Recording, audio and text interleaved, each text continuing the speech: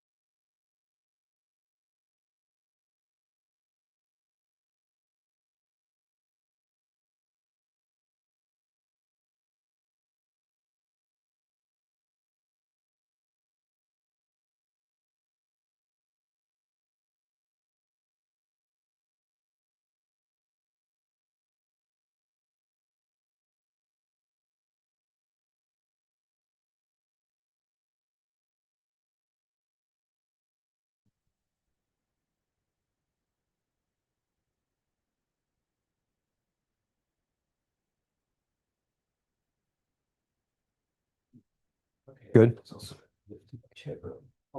Oh, let me just put this over Oh, here. that's so weird. It's fucking squeezed on Yes, sir. here Yeah, now. I had to squeeze it so it would not look fucked up. That's That's 1.3x squeeze right there. that's really weird. It's the software. I don't know what. It's something going on with Zoom. Yeah, Like, that's what it was with I don't Dark know. Hour. It was Zoom.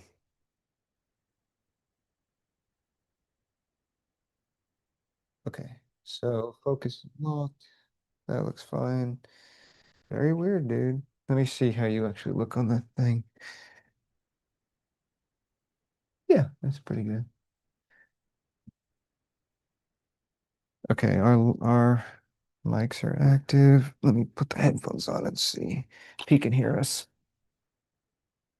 Make sure.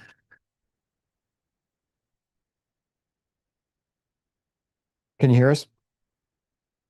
Okay, he can hear us. Okay, can't hear me yet, but What the hell happening? just give me a second. Well, he can probably hear me. I just can't hear him. Yeah, 1 second. we're just throwing up a monitor so we can actually see you in real time. Just overcomplicating things. Oh, that one ain't good. There might be a long one over there on top of that. Say again? What Yeah. No, there might be a long one over there. A what long are you looking for? HDMI cable. HDMI. Sorry. Okay. Where am I looking? On top, on the very top. Oh, I see it. Yep. Yeah, there you go. Excellent. That's the one. No, you're all good, dude. This is we're just so used to like our setup the way it is, and then we have to like switch things up to do live stuff, and we just never we never just sat down and came up with like a specific process to do it because usually every time we do it, it's like a different platform or different software and like settings that we do change for each one. So it's always like we're either late or hey, listen, it's all good.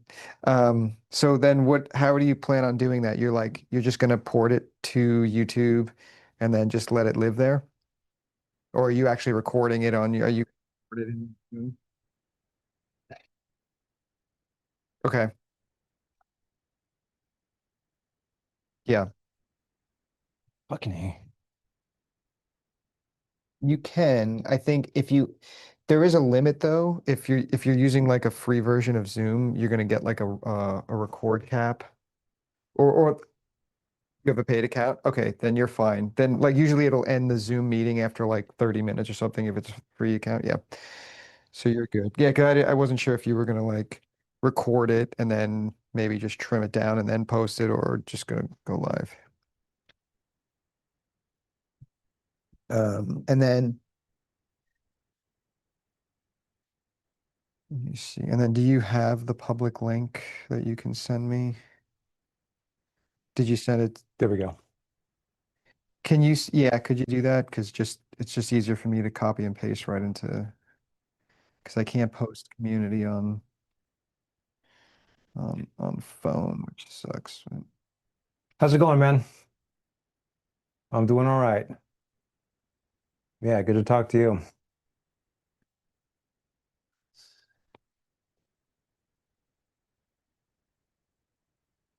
Oh, no, no, no, it's not. This is all us. So, um, yeah, kind of what Bobby was talking about.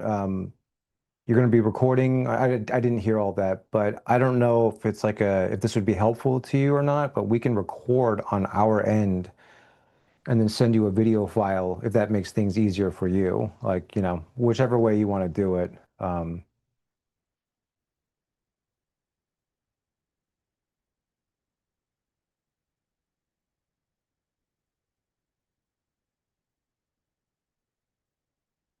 Okay.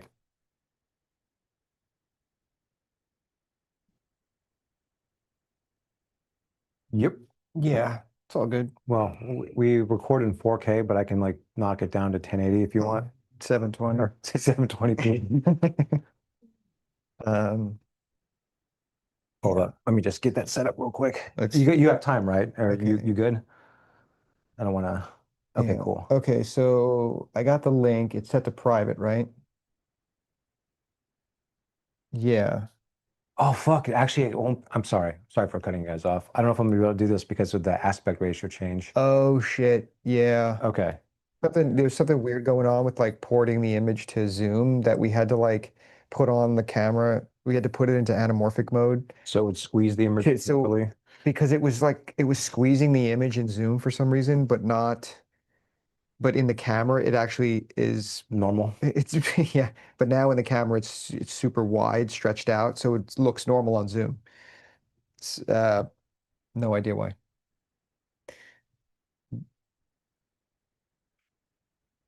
Yeah.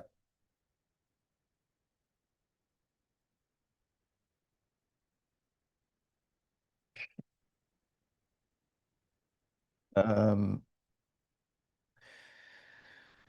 um, so what did you do to create the video? You went to create and then you went to go live and then you just created a right. So you're gonna have to go live on YouTube and OBS, right? Is that Well, the once you so YouTube will generate a stream key, and I think you put that into OBS, and then from there you control it all through OBS, if I'm not mistaken. yeah.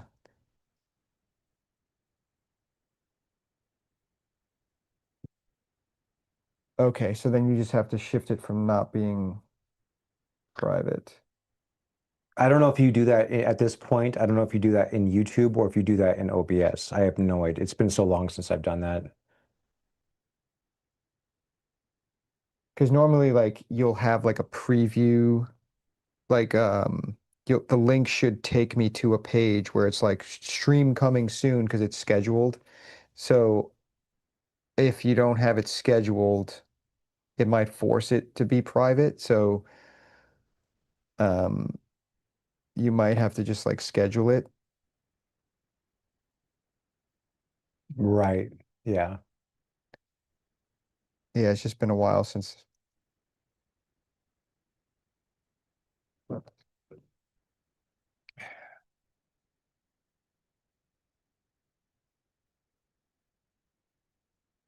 Oh, I'm Yeah, okay. you're Yeah, you're fine. You're fine. fine. No rush.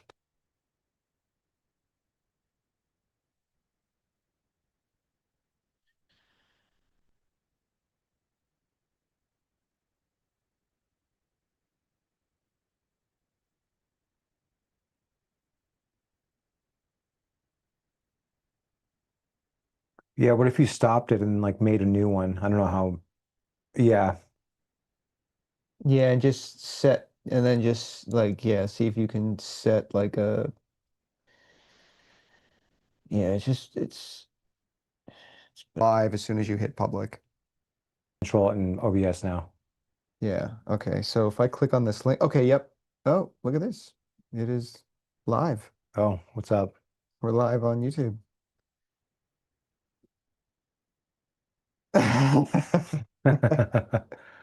No problem.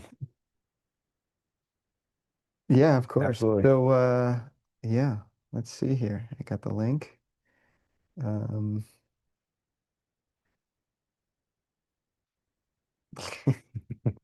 I'll do a quick post.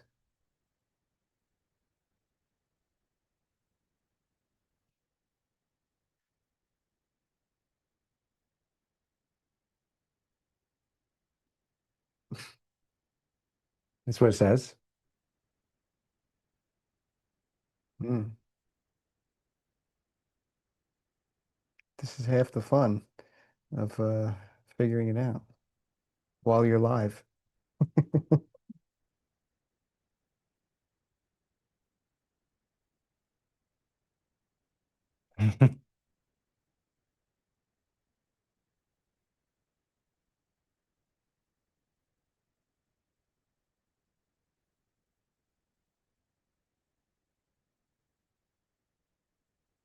Yeah, yeah. It went well. It went It well. was good. Yeah, our first It was stream with Dark Hour. relatively short for a stream. We only Yeah, went like for an hour and 15, yeah. but it's first day, so we're just sort of getting the hang of things. Oh yeah.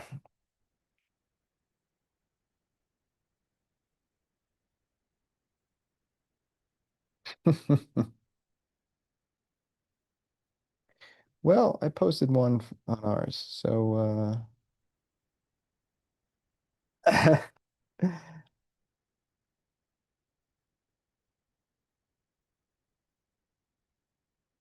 all right. It might be you and us. But hey, listen, you go live, you do the interview, then we post it, and we drive people to it, you know?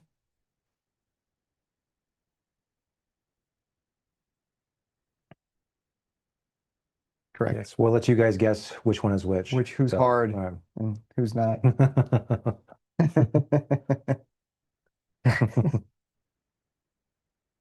Thank you for having us.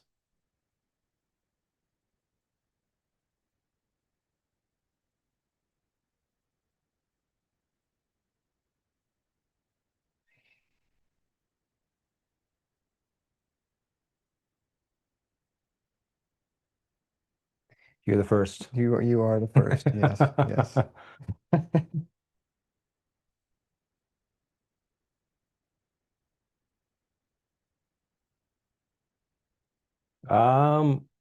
yeah, can't tell. Yeah, no, you're looking pretty good, man. Yeah. The icebreaker. Yeah.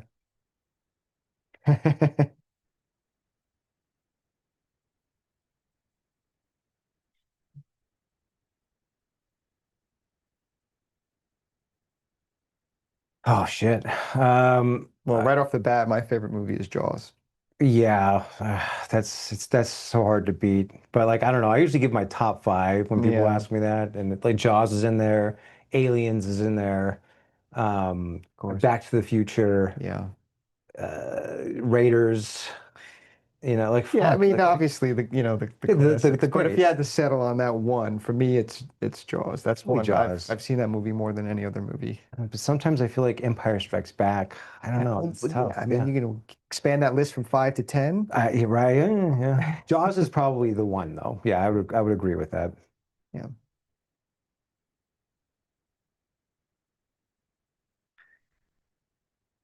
That You're fucking with that, right? Wow, that's a You've never joke. seen Jaws? Holy shit. All that time watching Longlegs and you could have watched Jaws. Yeah, you could have watched Jaws like a dozen times.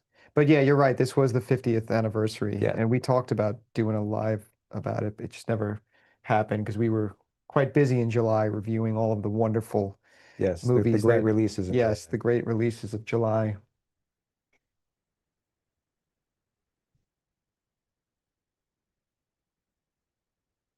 Hmm.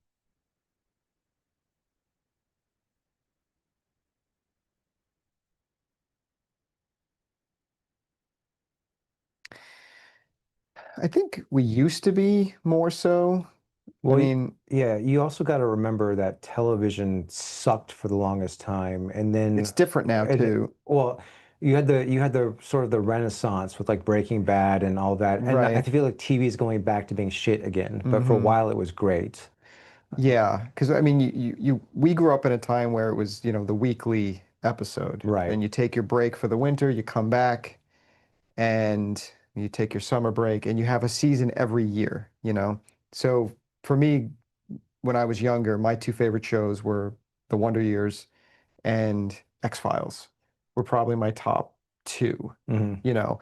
And that's going back to when you had 20 episodes a season and Sometimes more. sometimes more, Yeah. 20 to 25. Yeah. It would run for, most of the year, take a few months off, and then come right back to the next season and get Yeah. right into it. And None of this 4-year bullshit between seasons. right now, that platform, I mean that presentation kind of changed with Netflix releasing. We're dumping every episode at once, kind of thing. But there were still really good shows on television. Like one of my favorite shows in the 2000s was Justified. You Yeah. know, um, that that was something that I was like every week. I was like, I gotta watch this. You know, And I assume for you it was Breaking Bad. Yeah, I'm gonna be basic bitch on this one. I'll yeah, between Breaking Bad and another basic bitch choice, The Wire. Those shows really are like the Yeah. greatest though. It's really I have like one nitpick about Breaking Bad. I just think that it kind of overstays its welcome slightly in the last season. How many seasons? There's 5 seasons, Five. but season five though was like, if I remember correctly, like 16 episodes. They stretched They it. they did the break in between. Yeah. So that's otherwise it's like a perfect series basically, you Yeah. know. But yeah, Breaking Bad or The Wire. But, yeah.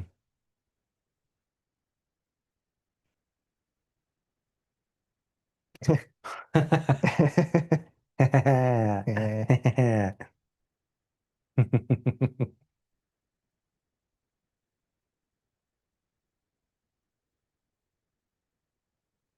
Well, and if we go too long, you can Yeah, shut just let stop it too. shut us Yeah, up. yeah. Tell us like, okay, okay, good.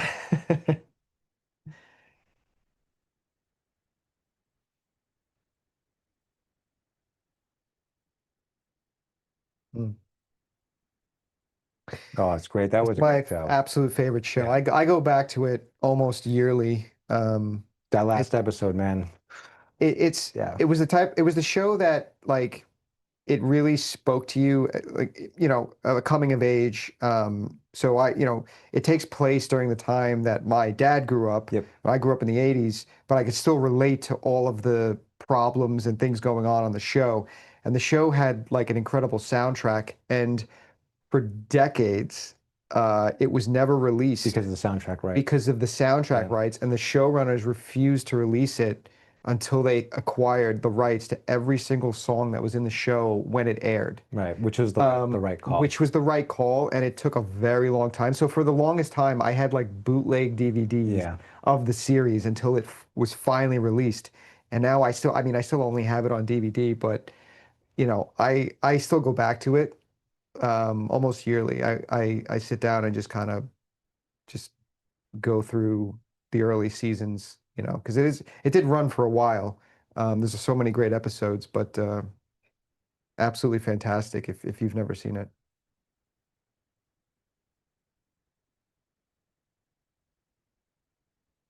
Yeah.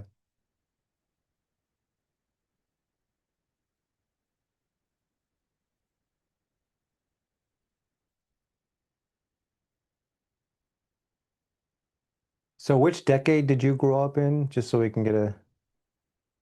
Oh, okay, cool. Okay. That's around us. Yeah, Okay. 80, 81, 82. yeah. Yeah. Mm. Yeah, I'm December of 81. So yeah.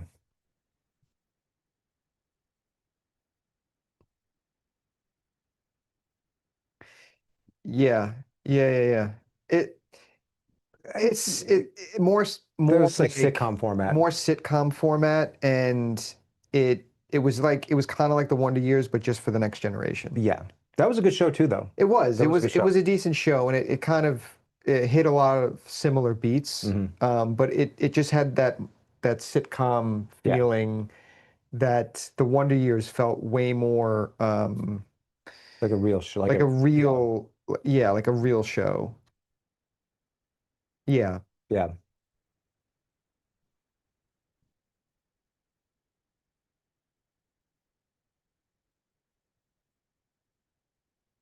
yeah, yeah. It took a long time.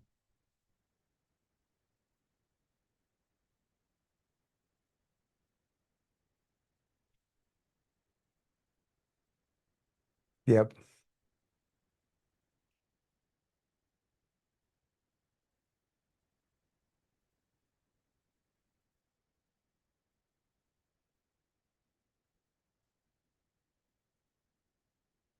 I think Denzel Washington is probably right now, in my opinion, the greatest living actor right now. Mm, He's up there certainly. Like he's probably my favorite actor though. yeah.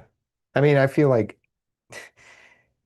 my answers are going to be kind of cliched for some of these. Like there was a time That where, was pretty I cliche. mean, yeah, it's true, but I mean, there was a time where I was just like, Daniel Day-Lewis can do nothing wrong. Right. I mean, that's just like, I mean, obviously, Yeah. but I look for other things outside of just like acting ability, like there's tons of actors who are incredible that I love. But then there's actors who I'm always just like, man, that guy's just cool. Like like Timothy Oliphant, right? Like Yeah, yeah. I just I'll watch anything that guy does. Even Alien Earth. He's kind of got a boner I got a for boner for for Timothy Timothy Oliphant, Oliphant. you know? Yeah.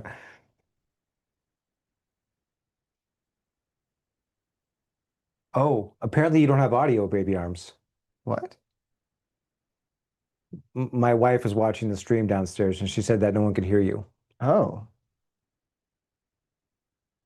Well, we're listening to you on the program, like the on yeah, the we're in stream Zoom. We can software. hear you. So, hmm,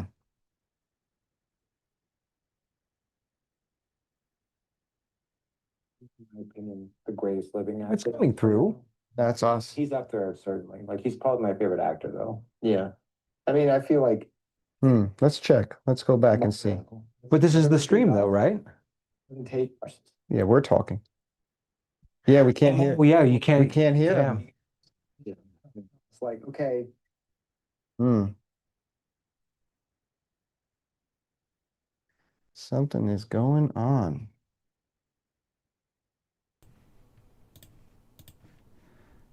Okay. Shout out to the wife.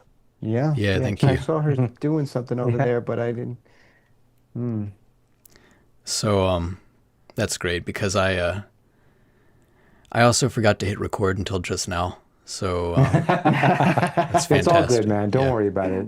It's okay. It's fantastic. Yeah. Well, You we're have to just understand, like when we do these things, it's everything is so fucked up. So we're extremely Listen, sympathetic. you've never done it before. yeah. Um, oh, wait, you can hear him now?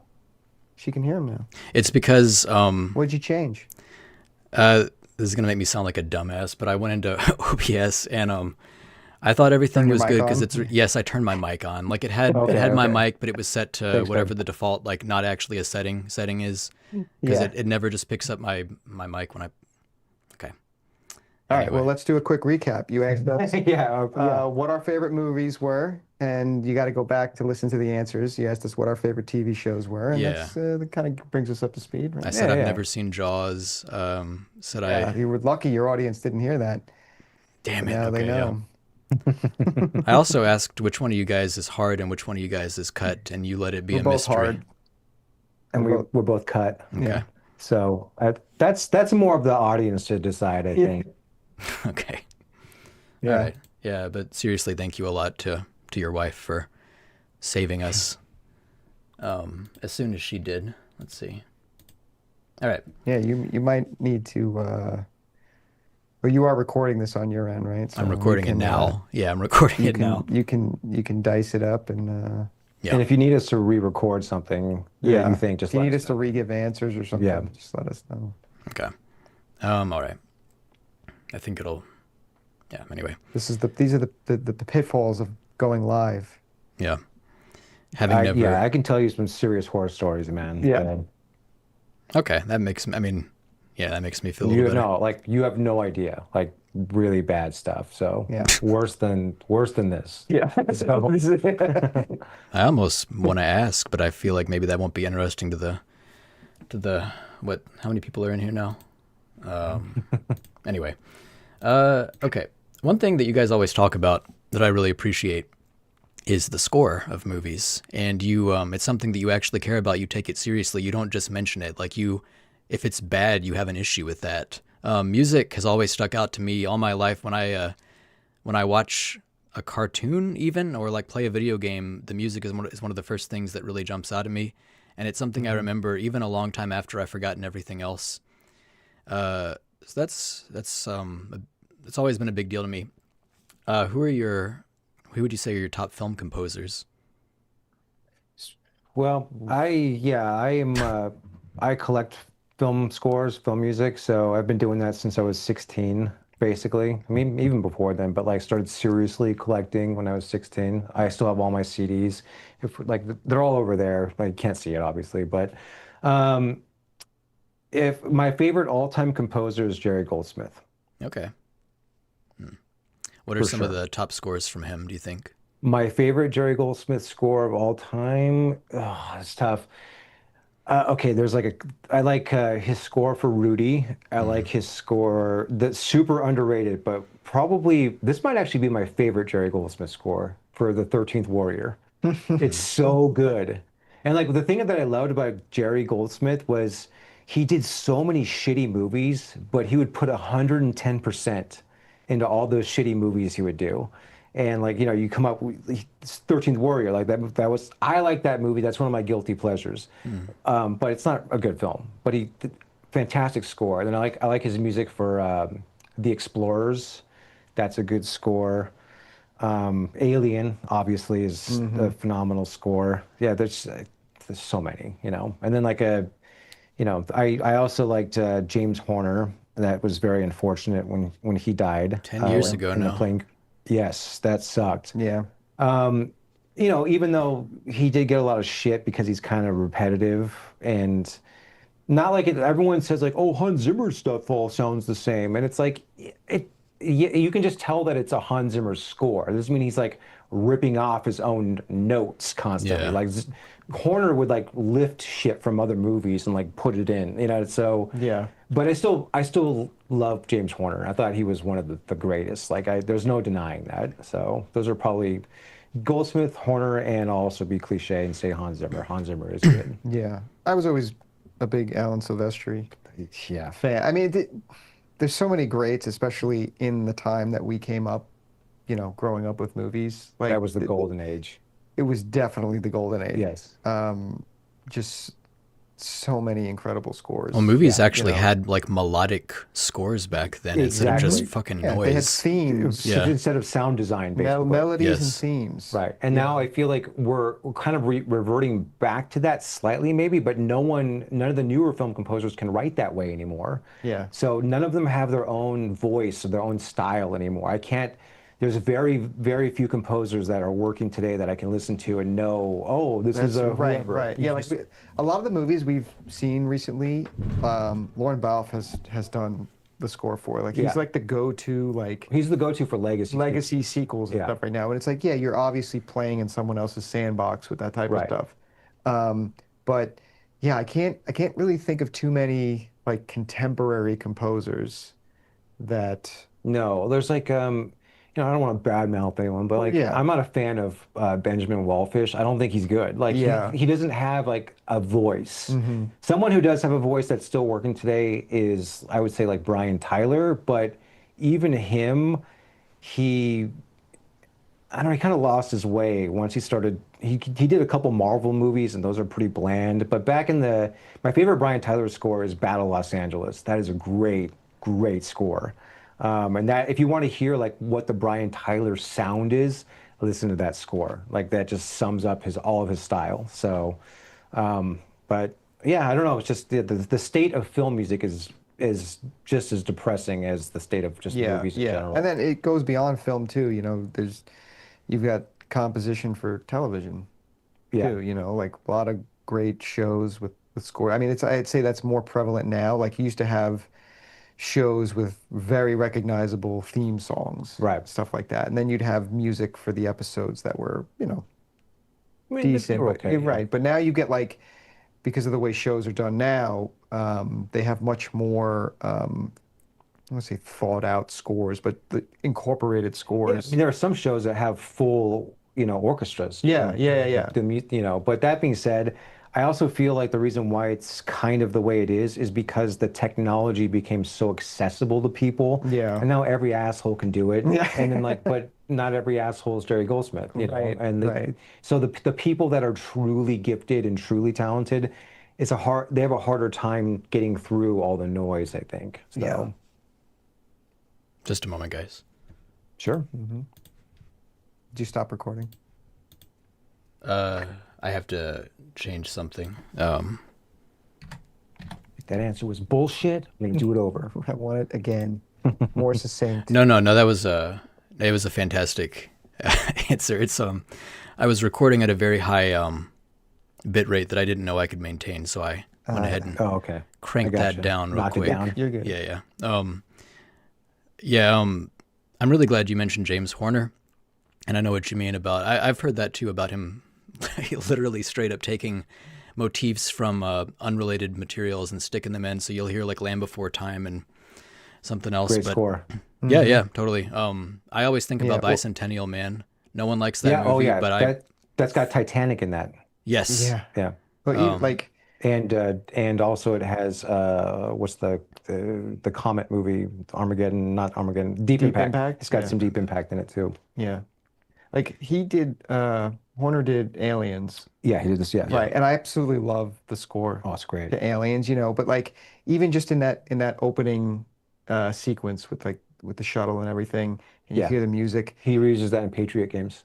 Yeah, exactly. Yeah, Yeah. He yeah, likes to recycle, yeah. you know. Like, and it's like lifted. Maybe a note or two are changed, but it's Yeah. the same fucking thing. Yeah. But my that being said, though, my favorite score of all time, my like if I had to like die with a soundtrack, it will be Glory by James Horner. Yeah. That's my favorite score of all time. Who did Apollo 13? James Horner. There you go. Yeah, I and was that's I also was like, great. wait a minute. Yeah.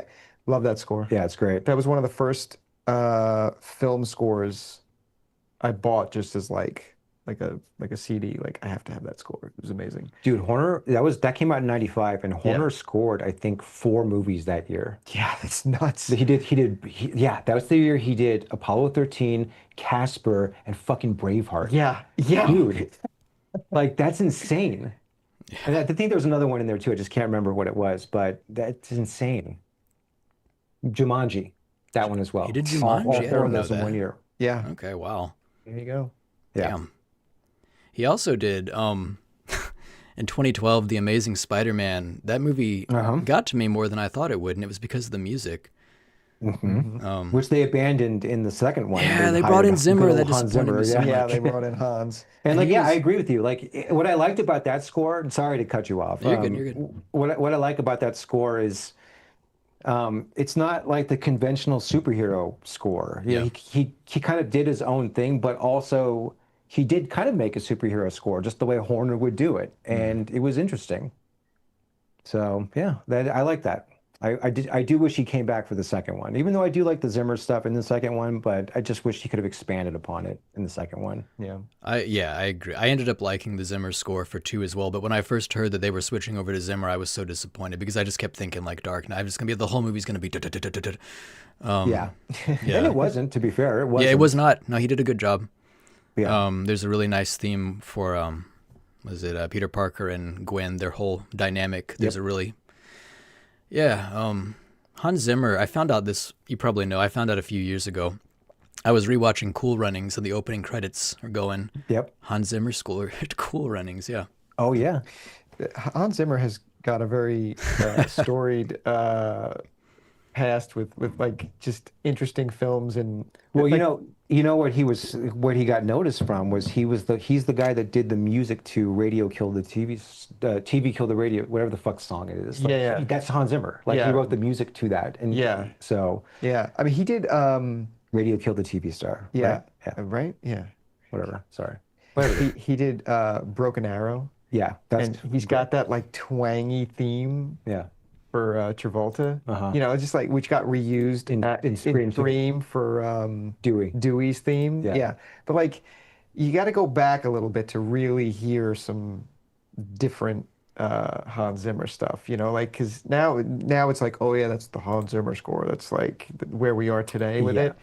But I used to love a lot of his old stuff too. Well, it's weird with composers. You can kind of identify they change their sound like maybe every 7 to 10 years. And so if you hear a Zimmer score from like back then, like the Broken Arrow era, there's like the 1993 through 2000 Hans Zimmer, Yeah. and then the same thing with Danny Elfman, like when he did Mission Impossible, that score sounds a lot like he did, what was it at the time, Civil Action, and that movie with Anthony Hopkins, Instinct. Those all sound very similar because they were from that time period. And I didn't like that stylistic shift that he did at that time, even though I did like the score to Mission Impossible. That's like the only one that I like. I do like that score. Yeah, it's good. But yeah, it's interesting to listen to. I always wonder, like, okay, yeah, you like Gladiator, you like Dune. Well, go back and listen to fucking Green Card, Yeah, or right. or go back and listen to Days of Thunder, and like tell, like, I want to know what your opinion is on those. You Yeah, know, if you think that these new scores are great. I think yeah, most people would find it kind of cheesy, yeah. Oh, even this came up in our F1 review because he did Days of Thunder, then and F1, and he yeah, did, but he also did what was the other one? Rush, Rush. He did yes, those which is a great three score. racing movies, and they Yeah, all have great scores, yeah, and they're all different. and they're all very different. Yeah. Yeah. So, and like, and then Joseph Kaczynski talked about if he was to continue doing F1, like he was talking about doing a mashup between like F1 and then introducing Tom Cruise's character into it from Days of Thunder. Yeah. And so like that automatically that's a cool idea. But my first thought was like, holy shit, Zimmer can take his theme from F1 Yeah, and Days of and Thunder and mash like them mash them together. together. That'd be so cool, you know? When I you hope we answered said your question. Yeah. it did, yeah. When you said he's gonna bring in Tom Cruise's character, my heart sank. I thought you were gonna say Top Gun Maverick. I was like, are they gonna connect the two? How's that gonna Oh, no, work? no. Trickle. Yeah, Cole Trickle from Yeah, Days of Days yeah, of Thunder. yeah. Thunder, yeah. That's where my mind went for a second because of Joseph Kosinski. Yeah. That's fair. I was like, don't do that. Um, Best cinematographer. Oh, that's tough. That's really tough. I think for me, it's probably Dean Cundey. Yeah, that is the safe answer. That's the safe answer, but I, Oh no, no, no, not sorry, not Dean Cundy. I was thinking who of are you thinking Roger of? Deakins. Zeke, Yeah, okay. you know, Dean Cundy, that's good. That's a good Dean pick. Cundey, That's a good pick. he's just he lensed so many of my favorite films, and he just has such a like, he's got that punchy 80s style that Well, I dude, absolutely love, Halloween and like, is yeah, as good as it is because of him. yeah, yeah. But I mean, yeah, everybody blows Roger Deakins, and I do like Roger Deakins a lot. Yeah, he's great. He's got a very clean style, but he plays it safe in a lot of his highlights and shadows, I think, whereas you get someone like Cundy who really stretches an image, Yeah. you know. Jurassic Park, Hmm. Roadhouse, Back to the Future. Yep. These are all incredible looking movies. Yeah. And then You know, Halloween, the thing, The he did the Thing. thing. Yeah, it's like, dude. Yeah. And little tangent. I just had Dean Cundy's actual Bible in my hands not too long ago. His DP Bible from The Thing Right. that was on set. Yeah. So It we get to was, see all of his old notes and camera reports and things yeah, like the that. actual storyboard Yeah. in there was very cool to see. Someone I know uh, got it at auction years ago, and he showed it to me, and it was you just holding a piece of history, Yeah. you know. He's my all-time. I would say I would agree with that. I think that Darius Kanji's good. He did Hmm. like The Crow, and he Yeah. did a lot of he did Seven, Yeah, yeah, David yeah. Fincher's earlier movies. He's very good. Um, yeah, like Deakins is good, but my biggest problem with Deakins, and like if people have watched her channel enough, like you hear me bringing up the term anamorphic a lot. Mm. Deakins does not shoot anamorphic, and Yeah, that and I bothers wish he me. did. Yeah, but Deakins is anamorphic is kind of a showier lens, and it shows off basically that Deakins likes lenses where it's like very clinical, very sharp. Yeah. His He doesn't like filters. his methodology is that when you're watching something, you shouldn't know that you're watching something is being photographed. That you Yeah, should be like yeah. immersed. So I understand that thought process, but just so many of the movies that we grew up on, The like lens flares on yeah, lens, yeah, anamorphics are so unique and exactly. individual to even just like the brand of Yes, the lens. But you do notice them. They're very apparent. yeah. They're technically like a flaw of the lens, or But like, that's what gives but it character. that's what gives it carry. It's a Right. character of the lens. Yeah. Deakins does not like any of that. Nope. Yeah. So that's my critique of him. But there's Yeah, no denying he knows what he's doing. He's fucking great. yeah, But yeah, like you know, Raiders of the Lost Ark, Blade Runner, Alien, like these are all great anamorphic yeah, movies, yeah. and Even nothing beats that look to Ghostbusters me. is anamorphic. Yes, it is, and it's a nice It's a looking really movie. good Yeah, movie. it's a very nice looking movie. So I tend to like DPs that use that and use it well. Yeah, Um, yeah. but yeah, I would say that Cundy is probably Also, there's Douglas Slocum who shot the first three the only Indiana Jones Yeah, movies, I should the say. only three. Yeah. And that guy apparently didn't use light meters. He never did. He could Hmm. just tell you like what the exposure was, and that's Amazing. insane, That is. Love it. But he was good too. Alrighty, that it's actually a nice transition into the next thing I wanted to ask. You both work in film, or film adjacent, as I put it in the question. Yeah. Um, how long have you? It's always been unclear like what exactly that entails, and you don't have to say anything you don't want to say. But how long you been doing that, and how long did you know that was what you wanted to do? I've Right. I've known ever since I was a kid. Like I have the story that everyone else has, like I was like 12, 10 to 12 or whatever, and I would steal my parents' video camera to make Yeah. my bullshit movies, Same. things like that. So, since I was a kid, basically, and the way I used to make movies was I would like shoot a shot, I cut it, and like the next shot that went in Start sequence, recording I start again. Yeah. recording. And I remember one day I was watching HBO and they showed a little behind the scenes featurette of Die Hard 2. And they were showing them film the sequence on the plane at the end when McClane's fighting William Sadler on the wing. And I saw like they were shooting the close up, and then there was like a wide shot, and then like that fucking blew my mind. I was like, wait a minute, whoa. So they shoot the stuff separate, Yeah. and then they put it together later. Yeah. Like, but I didn't, I didn't understand the process. But as a kid, when that clicks, Yeah. it just It opens up a whole it world. does, yeah. Yeah. So, anyways, I knew from an early age that I wanted to get into that. And then, after high school ended, I met some USC students and started working on as a crew member, some USC grad student films.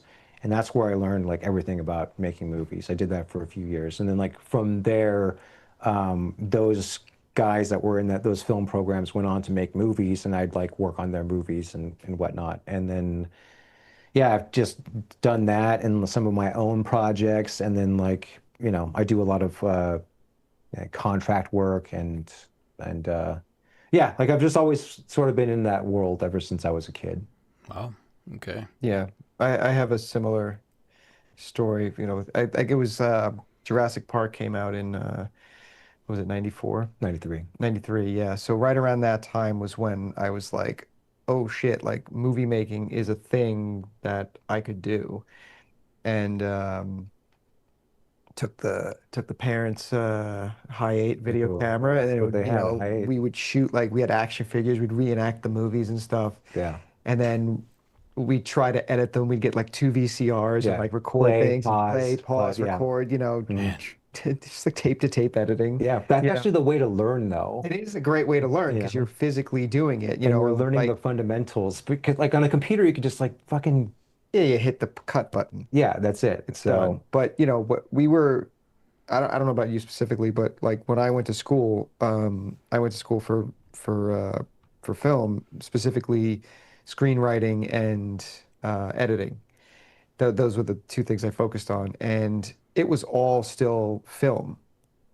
Like I didn't start doing anything digital until after college. mm, So all of my projects in college were shot on like 16 millimeter, 8 millimeter, that kind of stuff. And you had to actually go and get the Steenbeck and cut right. the So film. you cut it on a flatbed then. Yeah, Yeah. exactly, exactly. You cut it on the machines. And it wasn't until my senior year that like they got their first little like, we've got this thing called Final Cut. Yeah. Yeah. And it was like, okay, but we had Avid machines and everything, and I just, sometimes we would take the film and we would digitize it. We'd have to send it to a lab, They're get it pellicing it. exactly, and then they'd send back mini DV tapes, Yep. and then we would ingest that into Avid, into Media Composer, and then that's how we learned the digital side, the nonlinear editing.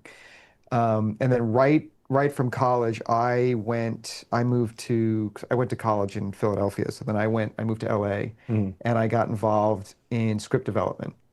And I worked on quite a few films that ended up getting made. So I was from the beginning, I would, just read scripts and then either I, you know, sent them up to the next level or I threw them in the no pile. And then Yeah. eventually I got to like work on doing notes on script. So I came up on the script side of things.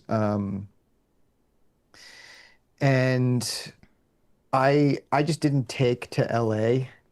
Uh, Yeah. I'm from New York, and it was just like a real culture shock for me. So I went back to New York and ended up getting into the film side more so in New York. But with New York, it's more television. Yeah.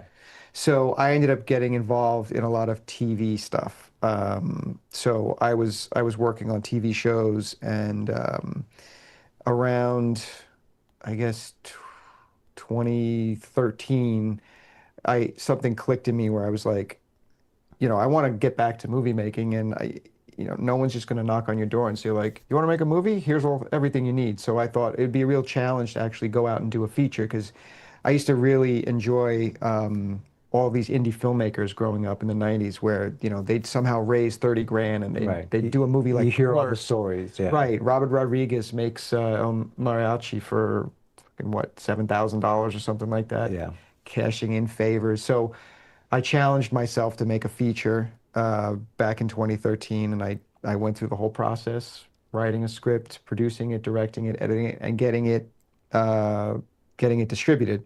So, and that was like, there's no better learning process than Than doing actually it. doing it. Um, and that was such an ordeal that it took like a few years for me to recover from it. And then I got back to doing shorts and stuff like that. And I just kind of focused more on the TV side again and just doing my own smaller projects and working on other people's projects, as a DP. Yeah. So I started shifting more into DP work after that. And I've DP'd one feature at this point. I'm going to be DPing another one in February, hopefully. So like, yeah, and we both still kind of work, I guess, adjacent to this world, but we've kind of been in and out of it for, you know, many years at this point. Yes. Yeah. That very interesting, and that actually wipes out a couple of the other questions I had. I was going to ask you about mixing work with hobbies, and do you ever wish you could go back? But it just sounds like there was never a back. You've always just been in it and been curious about it No. and been. Yeah, I mean, I saw, and you had that question of like, being able to just be normal and watch a movie from a normal set of Yeah. eyes as View a opposed to movie without picking it apart as someone who knows what goes into it, but see, that's just it. Like when I was a kid, even before like I knew concretely what I wanted to do. So maybe a year or two before that, I remember like okay, Batman Returns comes out, right? And I remember seeing it, and because it's the new movie, everyone likes the movie and they like it better than the first Batman. But even back then, I was like, yeah, this movie's not as good as Batman. Fuck off. Like, I looked at things with like a critical eye, even back when I was a kid, and like I can always, Bill and Ted's Excellent Adventure comes out, and then Bogus Journey comes out, and I can tell the two Just movies wasn't as looked good. different. Yeah. Like they looked there was a different feel per sequel. There were just things so I've always looked at them with sort of a critical eye, I guess you could say. sure. I guess that's always been my hobby. Yeah. Yeah, I yeah. guess So there was same. no before time then. No, I don't not for know. me. I feel like I can at times sit down and just throw a movie on and be like, I'm just going to sit back and enjoy this. But a lot of times, something will happen and I'm like, Yeah. yeah, Well, and then yeah, the brain just turns back on, and then now I'm on set thinking about like why did they do that, or yeah, what was the limitation that stopped them from doing this, or why was that one shot out of focus, but exactly. this one wasn't, Yeah, and sometimes like if you're not paying attention to those things, you still subconsciously like notice it, and you think, oh, there was something off about that, right? But we've just been on the other side of it, so we know what's off about it, more so than just like I guess the average movie viewer. yeah. Is that something that bothers you at all? Is that something that you wish you could turn off No, at will, or no? no. No. If there ever was a time, I've abandoned that long ago. Okay. So Yeah, I don't I even. can't remember a time where I watched movies differently. Yeah. It'd be so long ago. Okay. So, yeah, my question was basically about mixing hobbies and work, but It just sounds like this has always been something you actively wanted to do, and so why wouldn't you want to do it for work as well? Yeah. Um, Yeah, we do. We both, work in and around Yeah, it's like you said, it's this. adjacent. yeah, So yeah. Okay. Well, what's generally the most interesting aspect of films and filmmaking to you? That's really broad, right? Um, in terms Well, of for like plot me, writing, yeah, yeah. Go ahead. not to jump on your question, No, you're good. but I mean, for me, like even though I did come up on the writing side of things, Mm, I fell in love with cinematography kind of after school, and that's like my favorite thing to focus on as a filmmaker. mm, And when I'm watching movies and when I'm looking for things, it always comes back to me as like the lighting setups that go into these films. And I'm always just every time I look at an image, I try to figure out where's the light coming from, how are they manipulating it, and how would I do that? Because you can take all these different DPs and give them the same scene to shoot and they'll all look different, mm. and I just I find it interesting that there's so many different approaches that you can take to the same thing, and everybody's got a different eye. Um, just that just fascinates me. I'm uh I'm very much like I go through phases where I'm like, I feel like shooting something. And then you do that for a while and I'm like, fuck this. Like getting up early in the morning, it sucks. So then I want to start editing. And like I think that um I'm like I have an eye for things, but I'm not the best necessarily at lighting, but I'm good at framing and I'm good at camera movement and I'm good at things like that. And I'm a good editor. So, um, but like I'm an awful writer.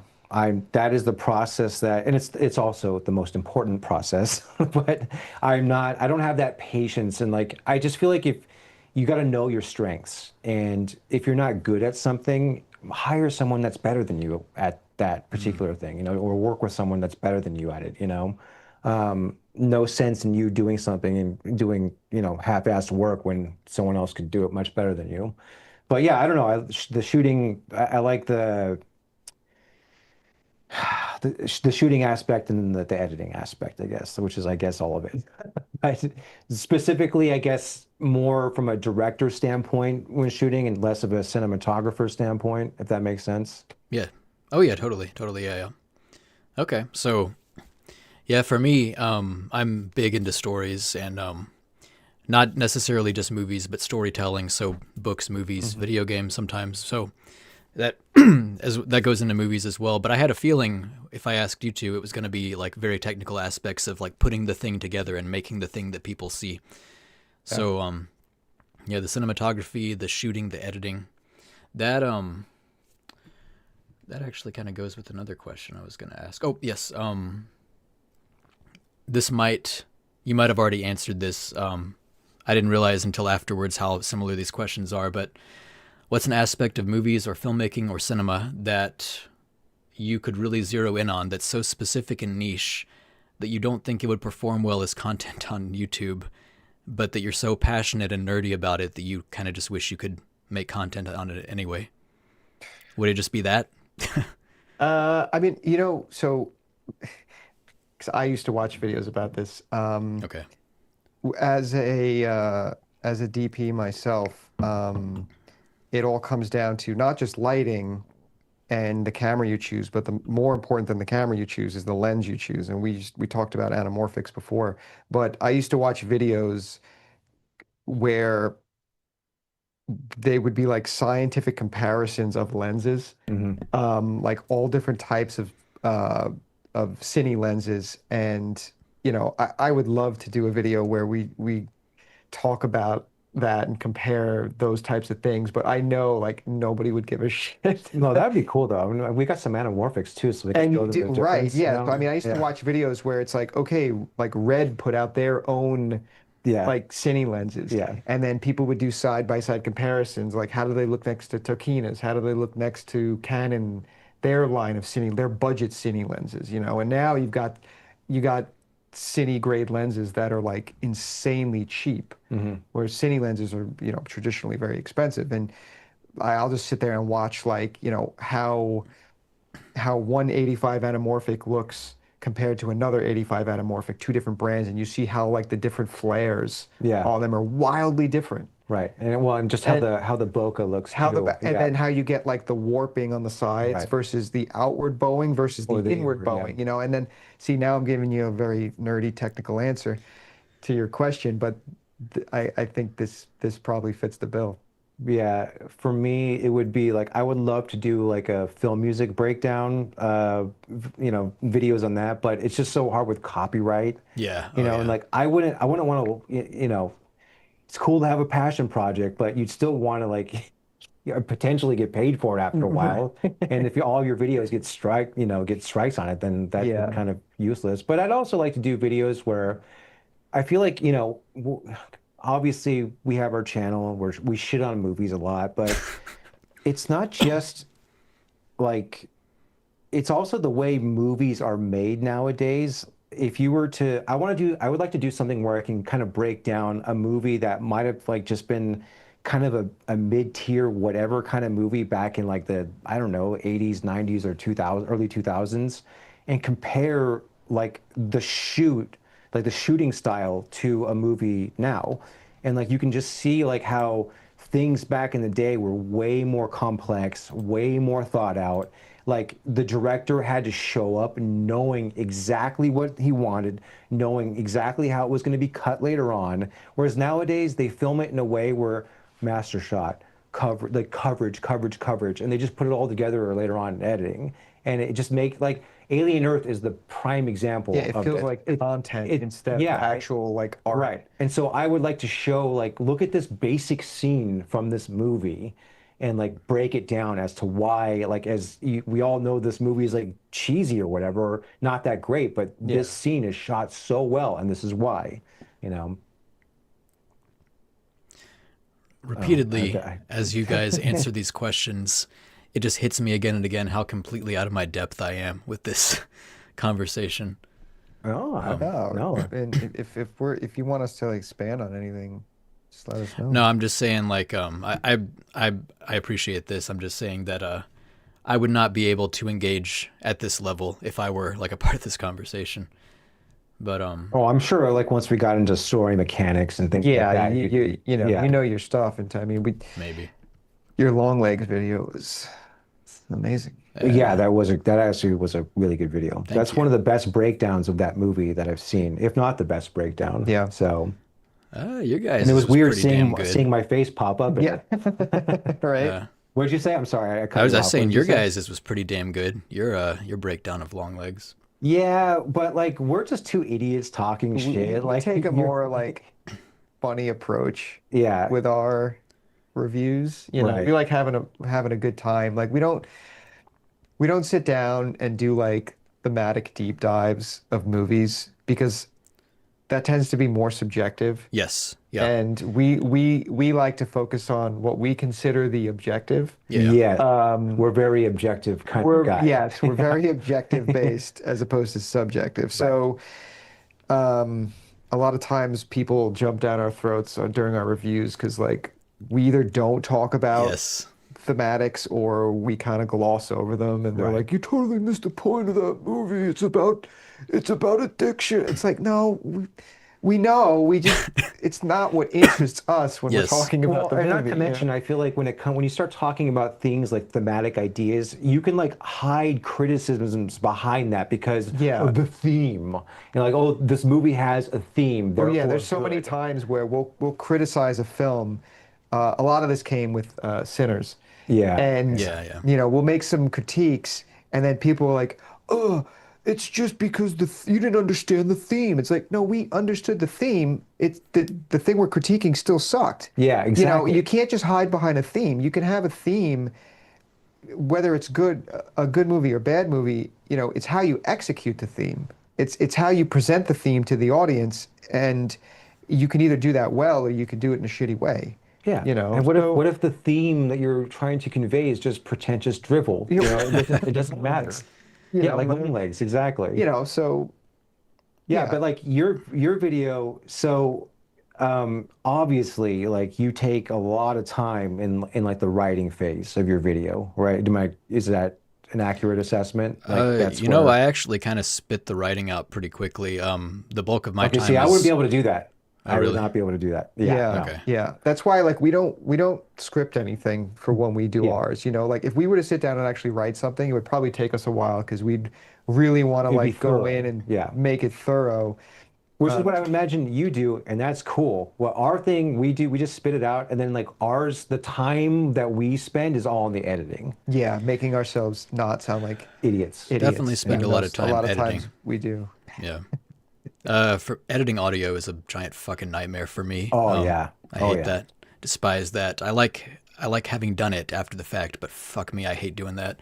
Um, Yeah, Yeah, it sucks. But hey, the audio is like arguably the most it it is is important the thing. most important. important. Yeah. Yeah. It's the most important. What you were just talking about though, so I am a guy who loves theme and motifs and symbolism. That's my Hmm. favorite part of a story. And saying that, I also think it is, this might be a, I think it's actually kind of the low hanging fruit aspect of stories for a lot of people. People have this idea that the technical details are just kind of whatever. It's like busy work. It's just get it done, whatever. And that the ideas of a story are the soul of the story. When in fact, I think that's the output. That's the easiest part to engage with. You don't really have to have a whole lot of specialized knowledge. You just have to have talked to some people in like a liberal arts classroom. You don't even have to have done that. So I mean, and that's what I enjoy. But that doesn't make you smarter or media literate or better at getting something. So this I have a big long thing typed up that it's attached to a question I wanted to ask you. But since watching you guys, I don't know if you can tell, I spend a lot of time looking at your comments of your videos. Hmm. I've gotten into a few. I've argued with people in your comments. Yes. Yeah, we do I too. Yeah. So and like usually not so much these days because it's mostly a waste of time. But I have argued with people. And I don't know if it's partly because you probably tend to lean either right politically or at the very least you're just not like hideous mustache leftoids. Like fucking man carrying thing or maybe I shouldn't have said whatever. Fuck. But maybe I should. Anyway, it's basically because you're not like prissy little good boys and you're mostly complaining about stuff. I'm not saying that as, to insult you, but you're mostly like tearing something apart that you don't like. You to Yeah. to the untrained eye, you can come across as dime a dozen two white guys who went to the movie theater and watched a movie and then thought about making a review on your way home. You stop by at Walmart. So like you can come Mm. across as like, who are Right-wing you? Just grifters. whatever. Yeah, like why should anybody care to the untrained Yeah. eye? But to people who actually watch and like consistently watch your stuff and just like listen to the stuff you're saying, what rises out of it is that you actually do know your shit, and you have a lot of like you have more insightful things to say. It's just maybe not about the stuff that they care about. So it's like their brain shuts off and they kind of get glassy eyed when you start talking about like how a scene is cut or cinematography. But then when Hmm. you start criticizing an aspect of the story, they're like, "Don't you know it means this?" So I think people have this idea that you two are chuds. Um, I mean, and to be I fair, mean, and also like we make mistakes, like we don't sit because we don't sit down and script what we're doing. We don't really do the research part of that. So normally when you sit down and you're going to plan this all out, you might check your facts a little more, you might polish it a little more. We just kind of go off the cuff. So sometimes we misremember things, sometimes we get something wrong, and it's like that's just part of it, you know? Well, yeah, also, if you were to talk to me about movies back in the day when we were like, I feel like the people that we argue with are generally younger, yes, and I feel like back in the day, I knew everything about the movies that were out, the people that were in them, all the Yeah. stuff. Nowadays, because I guess I'm just getting old, I don't give a shit as much about the stuff that comes out now. A, because objectively, I don't care. It's fucking worse. But aside from that fact, um, I just will get some details wrong about like newer things perhaps. And so I would have probably been the same way back in the day. Like all these fucking guys don't know what they're talking about because like I'm getting a detail wrong about, I don't know what Timothy Chalamet's next movie is. Sorry, I don't Yeah. care. You know, so yeah, I think that a lot of it's just like it's kind of depends on how old you are too.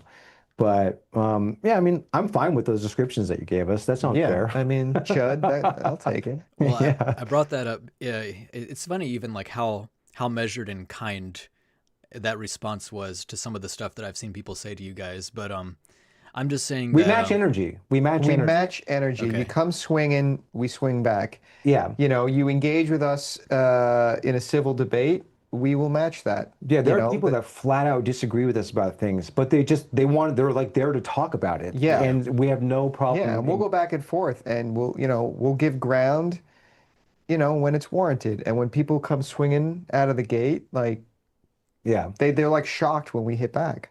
Yeah. mm, yes, It's like a bad thing that we defend ourselves. And then and then we're told, oh, look, you're triggered, you're triggered. oh yeah, you're No, I'm triggered. just defending myself. That's how you can tell they're younger because it's the whole like it's like, oh, you said I'm gay. That means you're gay. Yes, You know, it's like what a fucking or dumb like way to argue. Like that's Right, how they think though. or right. it's like I got up in your face, you responded to me.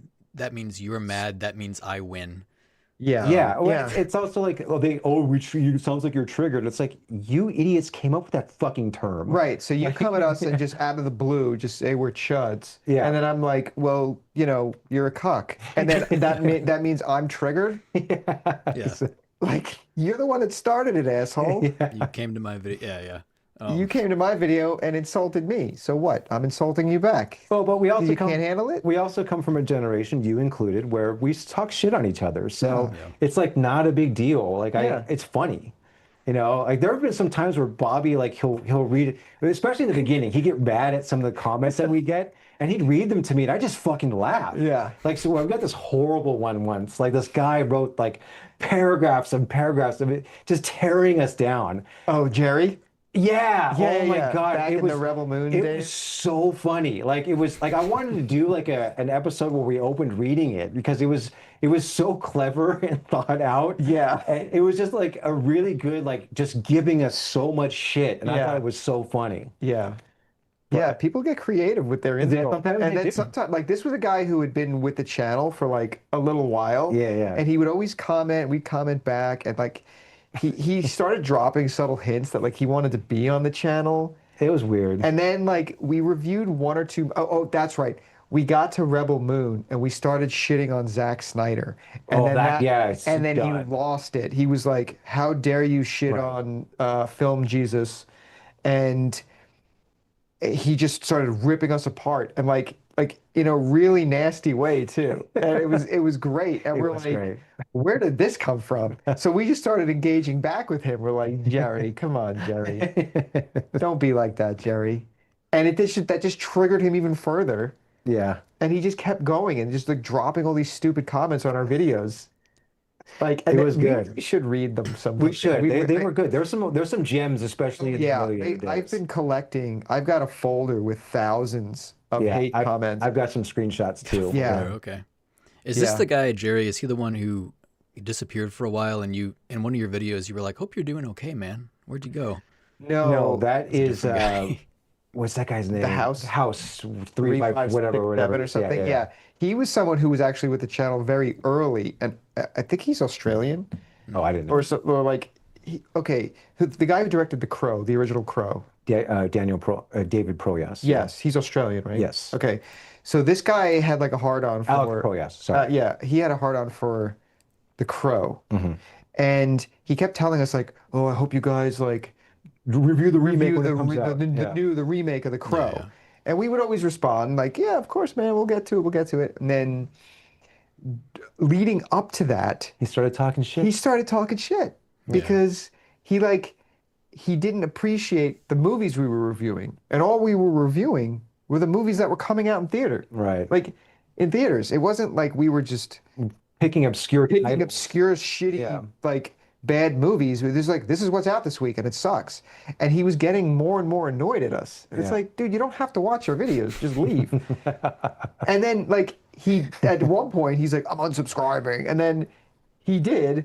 And then he came back and then he just like, he was coming and going. And then he started like dumping his purse out on the internet about how he lost his job and this and that. And then Yeah. he apologized to us. Mm. So we we thought for our Crow review, we would give him a shout out at the Right. Yeah. end. Yeah. Yeah. And we read his comments from a previous video, and we said, you know, we hope you're doing all right, buddy. And I still stand by that. And we stand by I hope that. he's doing well. And yeah. And he appreciated that, and he's like, "Okay, guys, I'm subbing." Yeah, yeah. And then now, over the last 6 months, he's been dumping on our videos again. Oh, okay. I know, and he just keeps coming back. The point is, we don't take this shit personally. It's fucking YouTube. Who Exactly. cares, you It's know? fun. Like It's funny. we Yeah. kind of get off engaging with It's good. Yeah. people. It's great. That's the attitude you seem to have. You seem a lot more. Yeah, it really comes through that you have fun with it.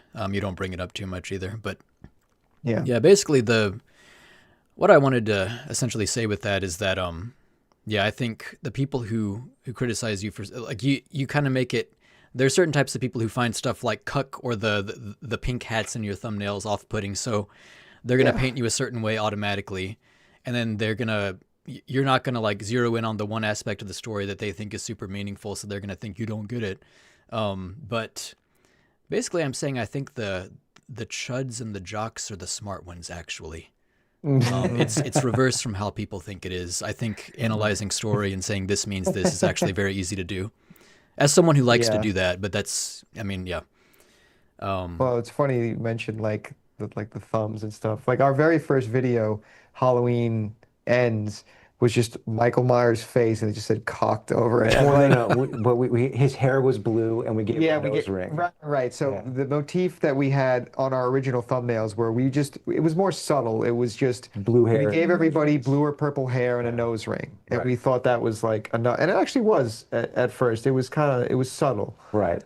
And then the pink hat showed up on our Exorcist Exorcist review. Believer Yeah. video because I was struggling trying to figure out what to do with Bobby's the the one thumbnail. that birthed through Bobby. Well, so. so it was actually my wife that Oh, okay, yeah. recommended it. Yes. And I had I had the picture of Pazuzu, Uh-huh. you know, in the dark. And she was like, "Why don't you put like a pink pussy hat on him?" I was like, "Holy shit." And it kind of fit too, like what we discussed in because the of the film. Yeah, that's You know, because of the patriarchy, you know, Right. that's why, you know, anyway, from that movie. So I photoshopped the hat on and I was like, that's kind of perfect. he sent it to me, and I was fucking dying. Yeah. Like it was perfect. Yeah, and that video did really well for us at the time. And then because we were coming across a lot of this messaging in movies, we were like, oh, let's just do the pink hat again. Right. And it ended up kind of becoming like a brand Yes. Yeah. thing. Whereas sometimes it might not necessarily be warranted to have in there, but now we're kind of in this dilemma Yeah, where we're it's kind like, of like we want people to recognize instantly that it's one of our videos. Yeah, So yeah. we started putting like our logo in the corner, but you really, you know, on YouTube, you really have to catch people with thumbs, especially like, you know, your audience will know that it's your video if you have a recognizable thumbnail. And you want your audience to recognize it so they click on it, and then that video then gets fed to new people. Yeah. If nobody watches your video that is already subbed to you, then it's not going out to new people. Yeah. So you know, you kind of fall into this cycle where you want that recognizable imagery, and for us, it kind of ended up being the pink hat. yeah, So, and I guess you can raise the question, does that sort of alienate certain people on YouTube because they're going to see that and like maybe politically they're more for that, and so they're just like, fuck these guys, not going to click on the video.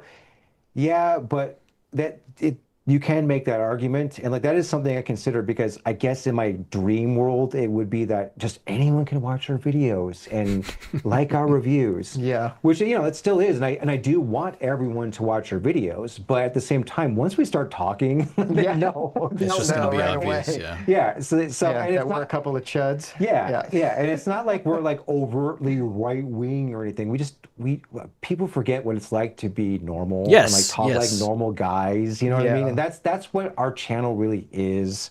And I feel like, you know, because when you do this, as you probably know, you've got self-doubts and all this, but the positive feedback that we see consistently in the comments is that oh man, you guys just sound like a couple of dudes like talking movies, blah blah blah. And that's the overall mission and goal of the channel. And Yeah. so and that seems like it's coming across. Yes. So I feel like if you are offended by having the pussy hat in the thumbnail, Yeah. you're probably not going to like the way we talk anyways. Yes. Yeah. So, but yeah, I mean, is there a part of me that like wishes that there's some sort of other recognition other than that? Yeah, sometimes, but sometimes the pussy hat's totally And appropriate. sometimes it's appropriate. And like, we don't use it on every thumbnail, but Well, we started using the retarded helmets on, Well- on the Alien Earth. I mean, in Alien Earth, it clearly didn't hurt our numbers. But yeah, sometimes we don't do anything like that. We'll just put like a phrase or something, or like, Yeah. it would be nice to branch out from that, but we're still trying to figure out the best way to do that without destroying our click-through rate. Right, and we're doing better than we were, but we're still We're not. at the point Yeah. where we can just literally do whatever we want on a thumbnail, and we've got 500,000 people that are just going to watch it. Right. Like you look at someone like Drinker, that guy can put whatever he wants as a thumbnail, and he's got 1 million people that are just going to watch it. Yeah, and It's- a lot of those guys have lower effort thumbs, and that's not even a criticism. no, I'm just it's just because they can. Yeah, exactly. And I don't think that we'll ever be like that. We'll always put thought. Everything that we do there's thought put into it. We Yes. don't use any AI. Like everything is us, So, and that's one of the things that I think we take pride in our channel is that we're doing everything ourselves. Stressing over a thumbnail for 2 hours. Yeah, yeah. Trying to like Photoshop it myself. Yeah, sometimes he'll be working on it because like we'll alternate the edits, and he'll be working on a video, and like I might have an idea for thumbnail, so I'll work that up for him, and vice versa. And then sometimes we just do the thumbnail for ourselves for the video that we're editing at the time. It just depends, but yeah, sometimes we really stress over this crap. I mean, it really comes through. I mean, like your set is fantastic. That definitely comes through that this is 100% from you too. That's cool. I'm glad to hear that. Thank you. Yeah, and thank you for your effort. It's a good channel. You guys are. Yeah, I've heard people say you're like Red Letter Media back when they were good. I mean, I really like Red Letter Media, but I like them. But these days they spend so much time like bitching about movie theaters and everything. It's just like, okay, we get it. yeah. Like, you're old and you're tired. We get it. Like I still like you guys, but try, please. But anyway, yeah. Well, I mean, we get compared to them, as you know, in the comments Yes. a lot. Yeah, everyone thinks we both look like Jay. Yeah, or they'll say, "Oh, this dude looks like Jay," and it's like, which one? You know? Right, you get Andy Samberg a lot. Oh yeah. I get okay. like the Zack Snyder's brother or something. But I feel like sometimes when they say Zack Snyder, they're also aiming that at me. yeah, sometimes we don't know. Yeah. So I don't know. I mean, like, we don't even look alike, really. No, So it's fucking weird. It's weird, yeah. But I don't know. But yeah, I guess you can say that it's kind of fair, but at the same time, it's not. It's like I don't know how Red Letter Media has like the monopoly on just a couple of guys sitting down and talking about a movie. I That's guess like the biggest critique we get. It's like, Yeah. oh, you're just ripping off the idea of two people sitting in a room talking about movies. It's like, yeah, okay, they do that. So have other people. Yeah, Like, I guess what it is nowadays that's different. It's different the way we right, do it. because everyone's so used to just like the lone person sitting in front of with action figures. action Yeah. figures at a computer with the podcast mic. That's Yeah. like the look now. Right. And we're going against that grain. Well, and it's not even necessarily like we're criticizing that or anything, but it's just the two of us. We have to have a space where two of us can fit. And, Exactly. Yeah. So and that's, we like wanted to sit in front of something that looked cool. yeah. That was clear. Like, what's the name of your channel? Yeah. It's right there in the middle. Right, It's yeah. like, yeah, we get into that stuff because we do it for a living as well. Like we've worked on sets, we've built these things. We've got all this gear. It's just like, let's make it look good. Let's Yeah. show off that we That we know what we're we doing. kind of Yeah. do know what we're doing. Yeah. So that's what I was kind of hoping to not that it doesn't come through, but that's what I wanted to focus on a lot with this interview. Some of those earlier questions, what's your favorite movie? It's because I knew you would have more interesting answers than just like The Than Dark Jaws. Knight or something, Yeah. So that leads into my next question.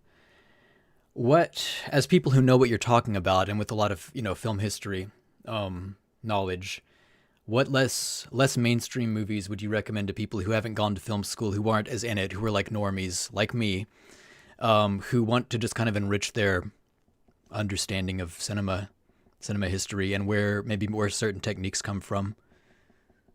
Jeez. You mentioned Nosferatu, like the old 1922 Nosferatu.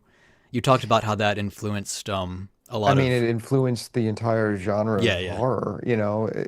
and just film in It general, I think you it said. depends, like if you want to focus on like movies that really pioneered the way modern movies are today. I mean, it was a process for over 100 years of starting out with, you put the camera on, you you film, Yeah, and yeah. you just let the action unfold in front of the camera, and then then they're like, wait a minute, no, we could actually get a tighter shot, we can get a wider And you shot, we do can that, it establish it. makes it feel this It makes way. it Yeah. feel a certain Yeah. way, like, and this might be the most cliche answer ever. But we'll give other examples, but if you watch a film like Citizen Kane, Yeah.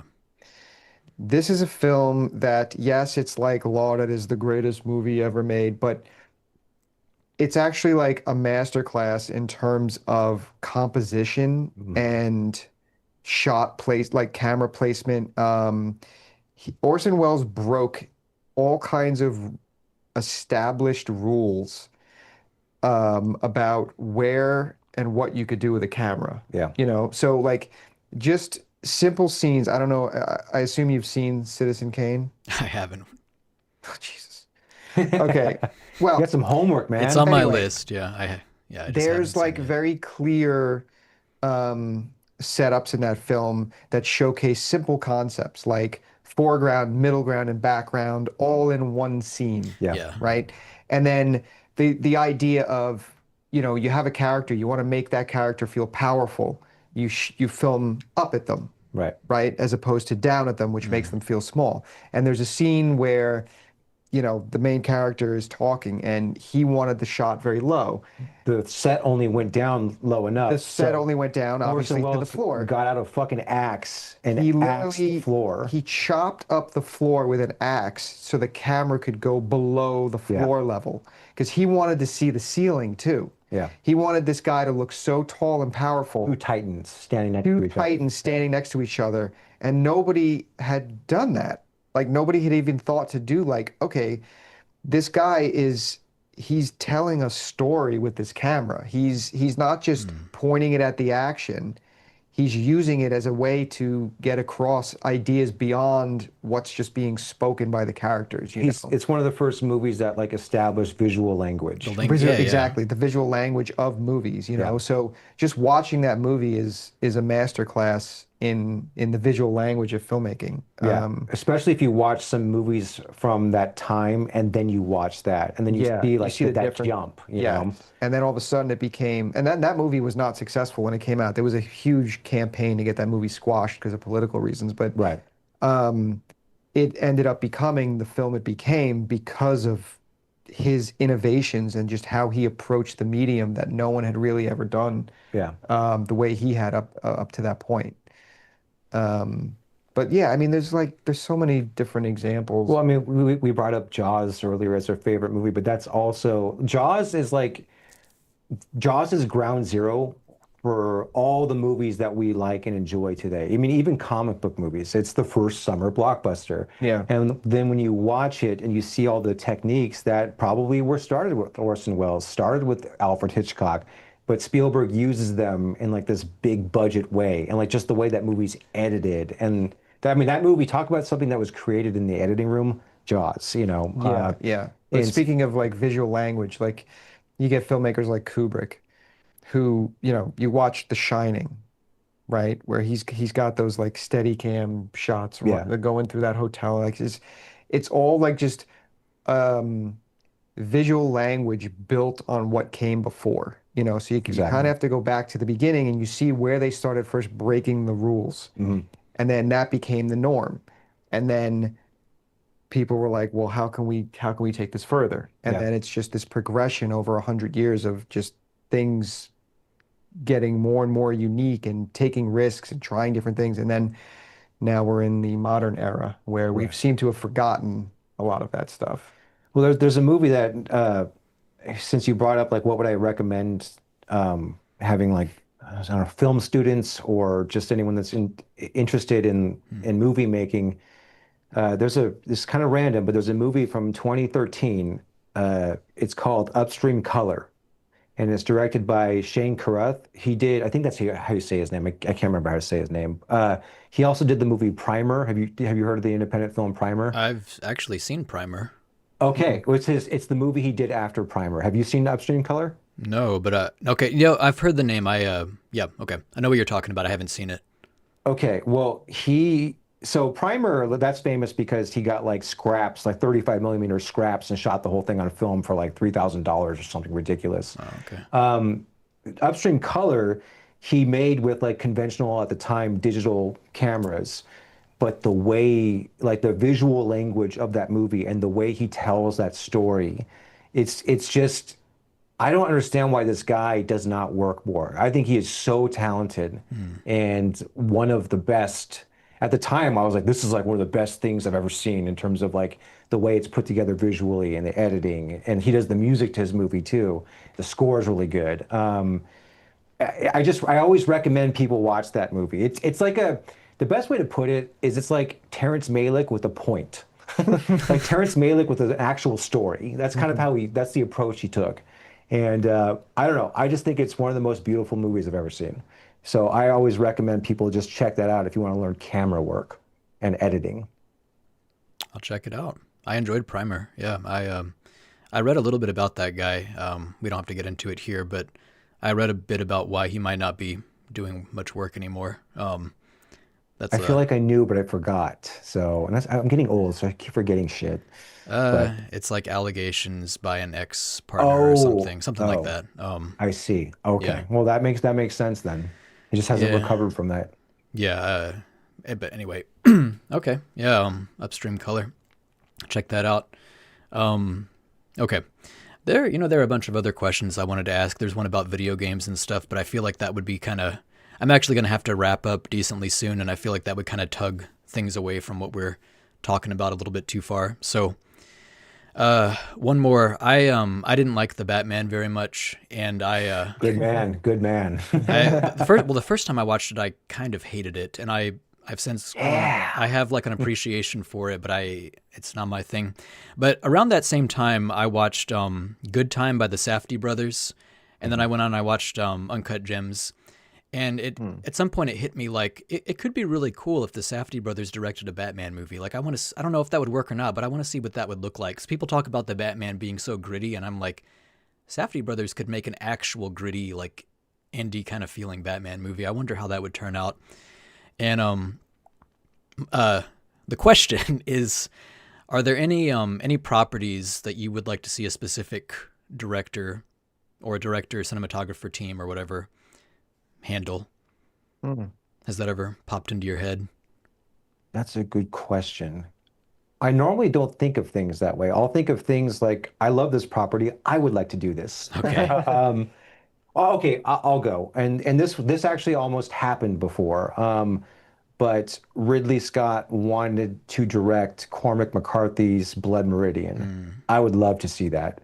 Now, I don't want Ridley Scott, like I don't want modern Ridley Scott. You I want Yeah. want 1980s. I want the late 90s, early 2000s at the latest Ridley Scott Yeah. doing this movie. But yeah, I would love to see him do it and then like have man, it'd be cool to him like Ridley Scott's never worked with Dean Cundey, but that would be kind of cool. Yeah.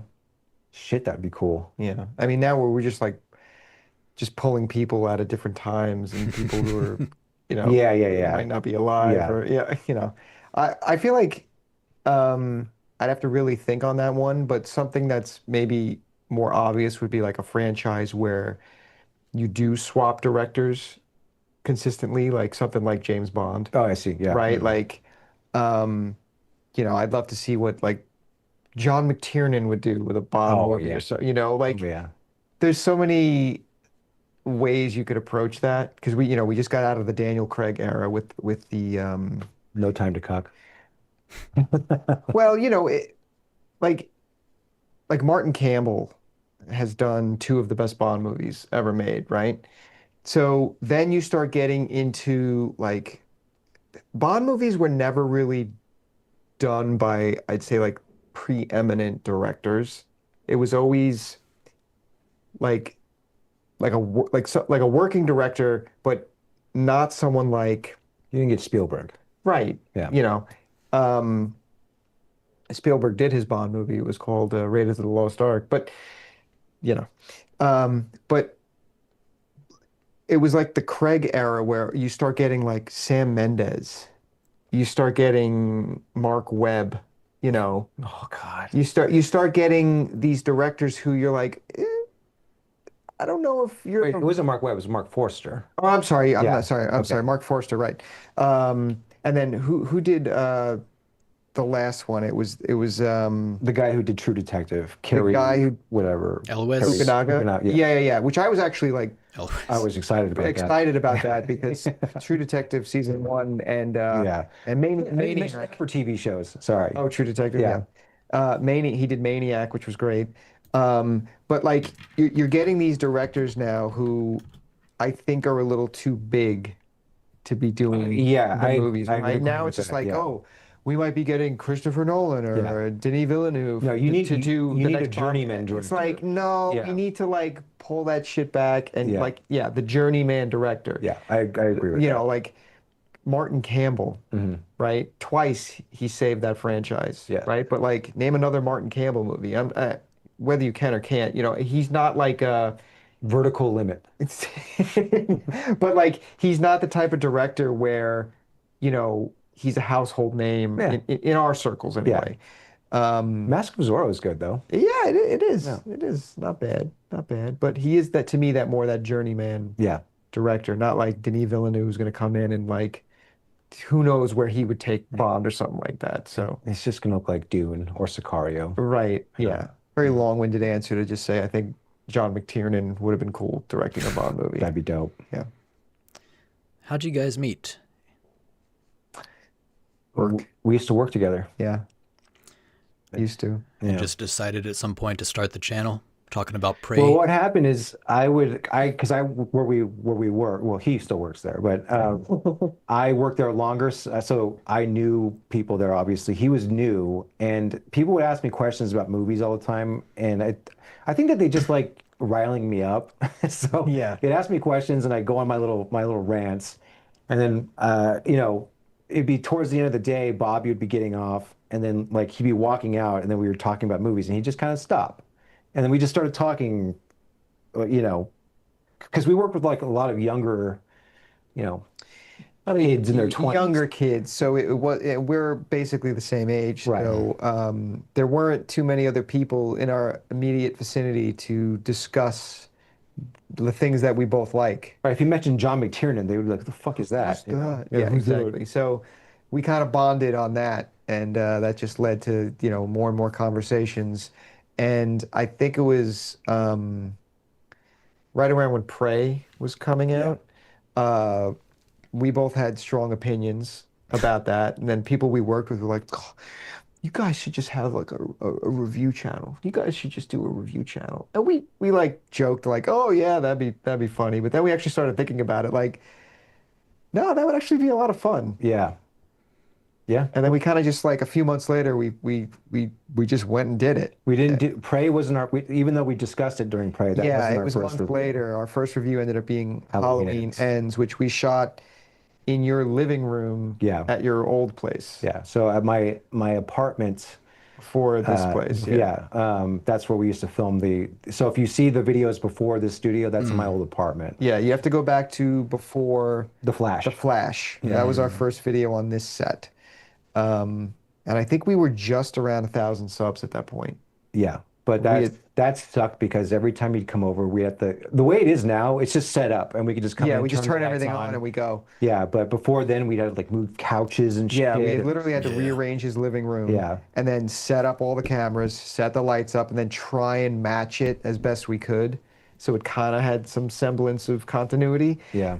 So we would try to record like 2 or 3 episodes at the same time. Right, we did. Yeah, because that was like the most efficient way to do it. Yeah. Now we rarely record more than one at a time. Rarely. We sometimes, but Sometimes we rarely. do, Yeah. depending on circumstances. But Yeah, and that space was like way tighter. I mean, you can go back and watch Yeah, I've seen some of some of those. our yeah. There, you know, It was an okay set, but this is a huge step up for you two. The one you're y- It's currently on. yeah, yeah, it's better, and it's just nice that it's just we don't have to think about it. right. Yeah, And yeah. we have way more space to work with. Even though, and like we just got a criticism on one of our videos about like our single cameras are. Yeah, Someone was like, "Oh, they were trying they to, should be more frontal. they should be like angled more," and that Yeah, person's well, actually right. But yeah, just because of if you can see the room, yeah. we can't put Right. them in And this. you're looking at like a cropped view of our set right now. Mm. Normally we don't sit this close, but we do Yes. it so you guys can at least see us a little better Yeah, because there's two of us. But normally it's a wider set, but we are literally like corner to corner in terms of what's dressed. So we can't just like kick our cameras out sideways to get more frontal you won't see the singles set. because then the backgrounds will be off the set. Yeah. So unfortunately, it's like our singles are kind of a little more profile when we're looking at each other. But sorry. Go fuck yourself. Like, what to say? Like, that's just the way it is until we get like a 360 set, I guess. Yeah, You but know? I would love to have it more like that, but we just can't right now. Yeah, So, yeah. All right. Question for Matt specifically. What do you think about Bobby? uh, Bobby's my homie. Question for No, Bobby. Oh, go ahead. Yeah. no, Question for This Bobby. is Yeah. What do you think about yourself? I like myself. Thank you guys for joining me. I thought you were going to ask me what about him, and I was going to That he's was my most the Aryan friend. that was the cleverest setup in this whole video. I've been waiting for that. Um, did it on purpose. Okay. Yeah, thank you. This was fun. Thank Long you. time Yeah, coming. man. I've I really enjoyed this, and it actually went quite a bit longer than I expected, which was okay for me. I hope it was okay for you. Yeah, of that's fine course. with us. Yeah, yeah, Hopefully we yeah. didn't waste your time. Sorry. No, I no, hope no, you no. This can was great. salvage the Something. beginning. Yes, Make don't worry. that work. Yeah, I'll figure something out, but don't worry Yeah. about it. Yeah, I guess that's we're gonna call it. I didn't look at the chat really at all, or I didn't respond to it. Someone said, "Love you guys, Hardcut. Keep up the fantastic work." Thank you. Thank My you. friend Appreciate that. Karlek, who has his own video game YouTube channel, said "Hola." That's a language I don't speak. I don't know what he said there. Someone No else. habla. No habla. Someone said Conrad Hall. Oh, Oh, William McClear. Yeah, yeah. that's He's also a good DP. yeah, William yeah. McCleary said Yeah, Conrad he's Hall. been around. He's been with the channel for quite a while, almost since the beginning. William. I guess What's up, man? Yeah. I should have read The Legend of Metro. It's bad form not to read their name. Someone said this. I'm sorry, guys. I'm sorry, chat. I've never That's done all this right. before. Legend of Metroid loves you guys. Said keep up the fantastic work. I echo that sentiment. Great job. Keep it up. Thank you very much. I think we'll go ahead and call it. So you guys enjoy the rest of your night. Be safe. Tell everyone I said hi. Watch out for pickpockets. You ever seen Charlotte's Web? The old animated Charlotte's Web? Yeah. Yes. The farmer, when they go to the fair, he tells the kids, watch out for pickpockets. And I always just thought that was funny. And I say that to people now. So you guys, watch out for pickpockets. We will an do eye just that. Okay. Have a good one, guys. Later, man.